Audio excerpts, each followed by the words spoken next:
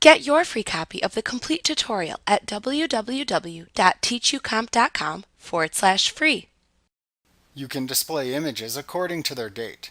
To do so, select View from the menu bar, and then click the Set Date Range command in the drop-down menu. In the Set Date Range dialog box that appears, select a date range by entering a start and end date for the filter. Then click OK to view the matching media. You can then select View from the menu bar again, and then choose Clear Date Range from the drop-down menu to clear the filter and view all the media. This works in conjunction with the Timeline view. To both show and hide the timeline view above the media in the organizer window, select View, Timeline from the menu bar. You can see photos shown as stacks within the timeline.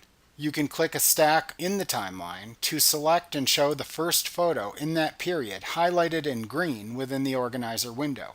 If available, you can click the left and right arrows at the far ends of the timeline to scroll through the years in the timeline.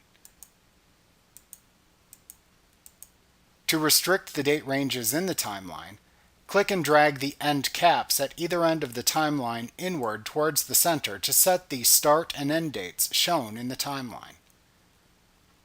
This is the same thing as using the Set Date Range command to select the date values used to filter the photos. Like what you see? Pick up your free copy of the complete tutorial at www.teachucomp.com/free.